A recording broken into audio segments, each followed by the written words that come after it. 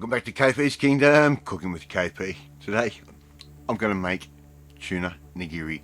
Right, these beautiful little Asian morsels, or Japanese morsels of fresh raw fish and rice. Let's get on with it.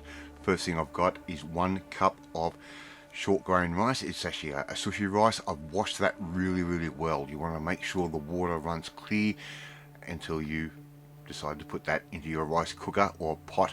I'm adding in the required amount of water. It's around about a cup of water to a cup of rice, maybe a little bit more water. Turn our rice cooker on. Buy a rice cooker. It only costs you a few bucks and it'll cook absolutely perfect rice. Even so, this poor thing has been through hell, and as you can see, the base of it, it catches a little bit of rice every now and then, but there we go, we've got this beautiful rice. Going to make sure we get every bit out, and that pot is going to be very hot, so make sure you use a tea towel or at least some oven mitts. Give that a chopping motion to help split that up and cool that down. We're going to add in 3 tablespoons of sushi seasoning. I've just bought that from the supermarket. I'll make another recipe later on how to make it yourself. Use a plastic spoon, a non-metallic bowl, and use a chopping motion to get that sushi seasoning into that rice. Okay, just keep chopping away like I'm doing right there. Use the edge of that plastic spoon, cover that with a tea towel, let it come back to room temperature. In the meantime, I'm making up some wasabi. You can buy it in the tube, and that stuff is okay, but if you buy this powdered wasabi, it is so much more intense, so much more flavoursome.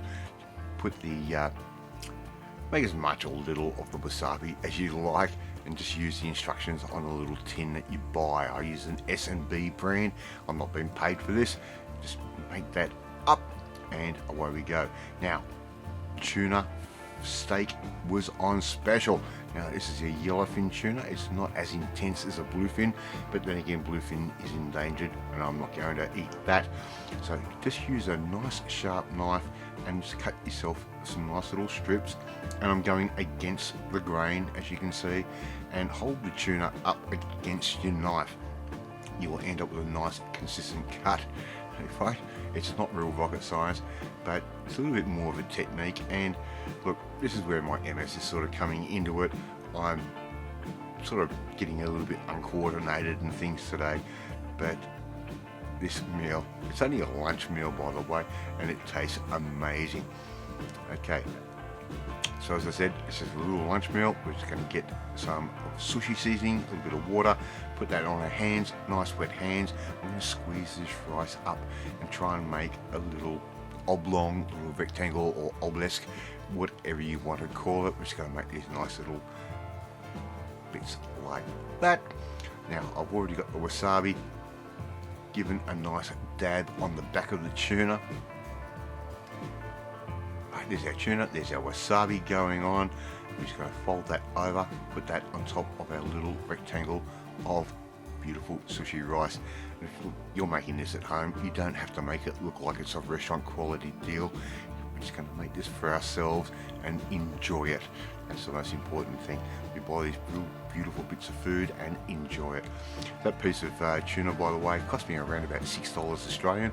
That was around about $32 a kilo, which is really cheap for tuna, and tuna where I live is pretty hard to get, so you take advantage of it. If you want to make a couple more, go for it. A little bit more wasabi, make up another couple of little portions.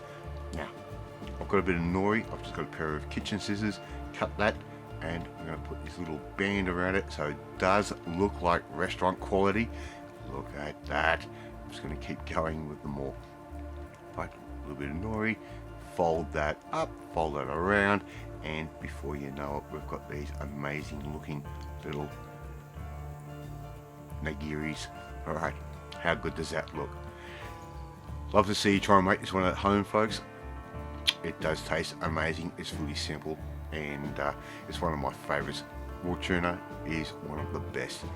Thank you so much for watching this video. Really do appreciate it. If you like this video, hit that like button. Gives me confidence. Should make you feel warm and fuzzy too. Don't forget to share this video with all your friends on all platforms of social media. You can see how easy this recipe is to make. Hit that notification bell, you'll be notified every time a new video goes up. But more importantly, you want to learn how to make something sushi-like, a little bit Japanesey-like, well, you need to come and join the family, my family. Hit that subscribe button and you'll never miss another one of my videos again. Right, I'm going to get a little bit of sashimi soy and dunk these and eat them for lunch, and I will catch you next time.